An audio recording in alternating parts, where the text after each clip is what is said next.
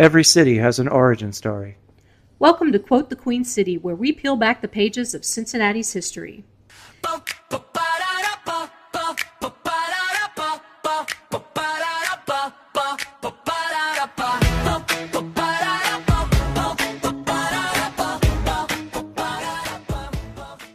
In issue number 2, we're unmasking a stylist who served the wealthy by day and fought for freedom by night. She integrated the streetcars of Cincinnati nearly 100 years before Rosa Parks refused to give up her seat in the so-called black section of a bus to a white man in Montgomery, Alabama. Today, we unveil the origin story of Sarah Mayrant Walker Fossett, known to her friends simply as Sally. Her tie to the Queen City: she was the hairdresser to the rich and famous, the Tafts, the Vanderbilts, and the Longworths, but she used her influence to break barriers for everyone else. This is Christy. And this is her sidekick, Joe. And this is Quote the Queen City. Sally's story begins in Charleston, South Carolina, where she was born Sarah Fossett on June 26, 1826. As Joe said, her family always called her Sally, and so we're going to do that here too. Her father, Rufus, worked tirelessly to purchase his own freedom and then his family's. But before she came north, Sally was sent to New Orleans to hone her craft. She studied under a French hair specialist, learning high-end scalp treatments and wig making, skills that simply didn't exist in the Midwest. While in New Orleans, she was legally manumitted, freed, on May 29, 1844. Her freedom papers listed her as Sarah Mayrant Walker due to a brief early marriage that ended in tragedy when Sally lost her young husband to unknown causes. Now a free woman with a valuable skill set, she needed a safe way north. Enter Abraham Evan Gwynn. He was a prominent Cincinnatian who effectively sponsored her move. He wasn't her owner, he was her patron. He brought her to the Queen City to style hair for his social circle. And his daughter, Alice Claypool Gwynn, grew up in the salon chair with Sally. Alice would later become a Vanderbilt and the great-grandmother of Anderson Cooper. After relocating to Cincinnati, Sally met her match in Peter Fossett. And this is where her story gains a powerful ally. We mentioned earlier that she was manumitted. Manumission is the legal act of freeing an enslaved person. Today, both Peter and Sally's manumission papers can actually be viewed at the Cincinnati and Hamilton County Public Library. Sally was manumitted by her father. Peter had to fight for his. He was born enslaved to President Thomas Jefferson at Monticello, was sold away from his family at age 11, and only gained his freedom in 1850. I just cannot think of a child being sold away from their family at age 11. That is heartbreaking. Yeah, my goodness. When they married in 1854, they complemented each other perfectly. Sally was the business genius, but Peter had learned to read secretly at Monticello. So Peter taught Sally to read and write. He gave her the tools to expand her empire, and she gave him the financial backing to do his work. They allegedly became conductors on the Underground Railroad, and during the Civil War, Peter joined the Black Brigade, defending Cincinnati along the Ohio River. While Peter fought, Sally built an empire. She wasn't just a hairdresser. She was the scalp specialist for the Tafts, the Longworths, and the Proctors.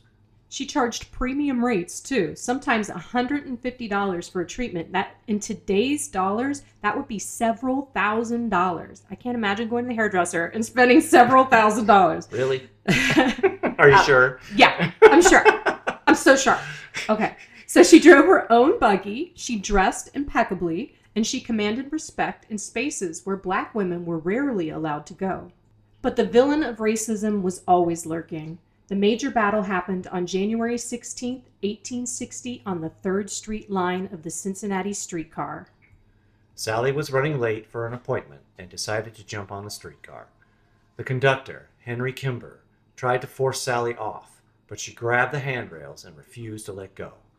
Kimber beat her hands, but Sally fought back. She actually bit his knuckles to hold her ground. She held on for 3 blocks before being dragged off. She sued the streetcar company, and with the help of her wealthy clients, she won. She also sued the conductor for assault and battery. Sometimes misidentified in the press as Mary Fossett, F-A-W-C-E-T-T, Sally was awarded $65. It was far less than the $1,000 that she was asking for, but the verdict ruled that black women and children could no longer be excluded from riding inside the streetcar. Sally didn't just win for herself, she built for the future. She and Peter founded the First Baptist Church of Cumminsville, using their own money to pay off the church's debt and refusing a salary. She also helped found the Colored Orphan Asylum, and the community loved her so much they made her a 186-square silk quilt with a square for each of her friends.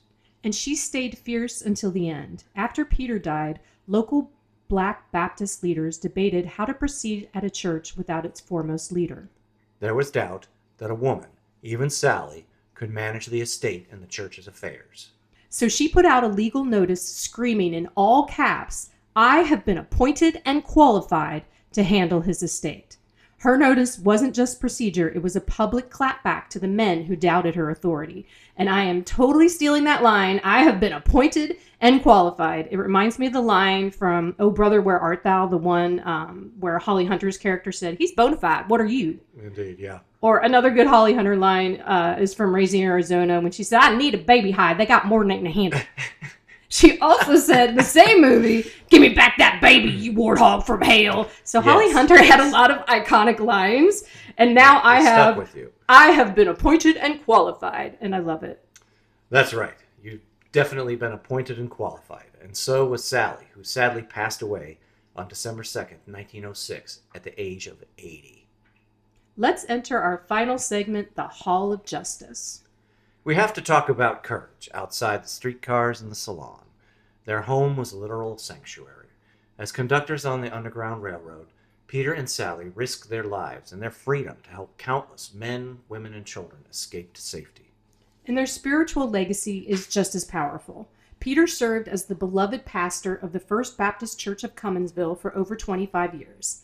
And Sally was its guiding force, managing the finances, organizing the congregation, and ensuring that the church remained a cornerstone of the community. They didn't just build a church, they built a family. Sally and Peter had 4 children together, though tragically only one survived to adulthood.